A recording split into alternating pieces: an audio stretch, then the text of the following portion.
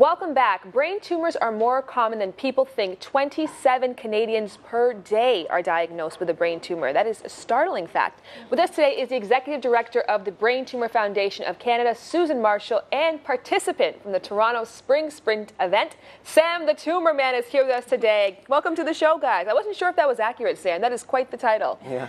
And today is a PA day for you, so good timing, right? Mm-hmm. And you go to school just across the street, right? Yeah. Very exciting. So you actually are gearing up and I guess training today? Is that what's happening? Yeah, I've been exercising recently and training for the run, so I'm pretty ready for the run. Now, Susan, I was saying I actually got to cover this event last year, which is a fantastic event, and you guys had how many people there last year? We had almost 800 people here in Toronto that were walking or sprinting in support of people affected by brain tumor. So what is the Spring Sprint? If you give me the skinny on that. The skinny on that, it's a series of walks across the country, actually in 20 cities, that happen between now and the middle of June.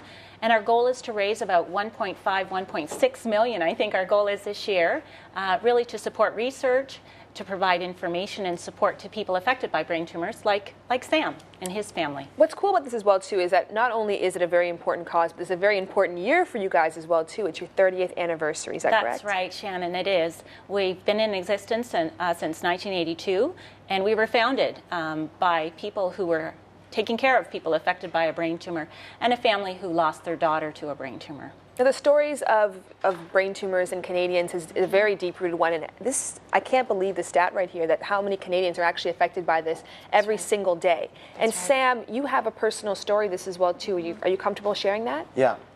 So after 2 months, I was throwing up in the mornings, and I had some small headaches, and we were lucky enough to get an MRI, and we realized that there was a brain tumor that I had on the brainstem and the cerebellum. So I was in surgery for 7 hours, and after that I was in the hospital for 2 weeks, and there's still a portion left over.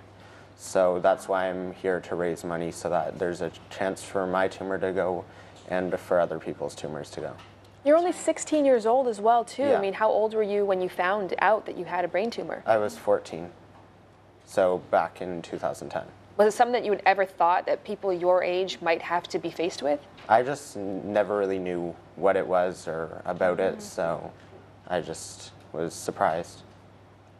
How many Canadians, Susan, have that exact same reaction where they'd never thought about it before, they were surprised, or it's something that wasn't on the family radar, period, because it's not a hereditary thing?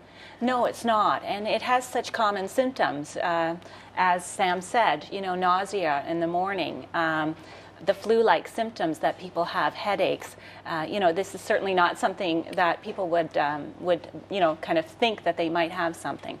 But when people are experiencing those types of symptoms and they're severe, it is possible that there's something causing that. So going to your doctor and having them investigate it and check it is really important, because the sooner it's diagnosed, the better chance that the treatment will be successful. Now, what you guys do is amazing work. Why is it a personal passion of yours? I mean, you've been a part of this for how long now?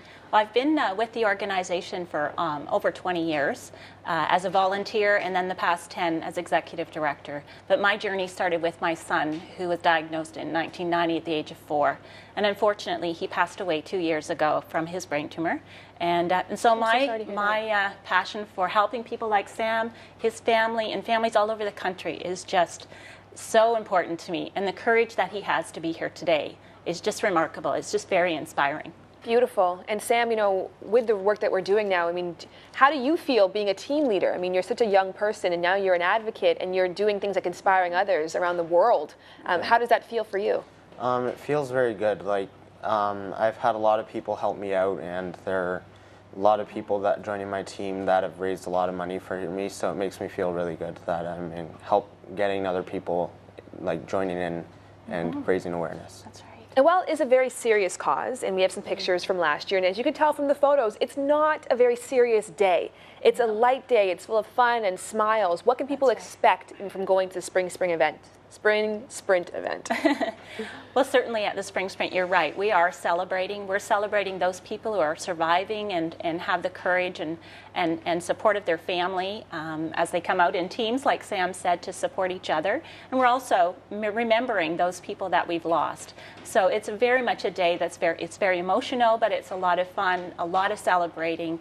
And you know, the people in Toronto are just so supportive of each other, and the community comes out to support the work that we're doing, and it's just a fabulous day. So I really encourage anyone to come out and join in. Although it is coming up very shortly as well, too. It's not too late. That's correct, right? That's right. It's not too late. Go to springsprint.ca where you can register. With all 20 cities are listed there. And no, it's never too late. You can even come the day of and you know, register at the event itself.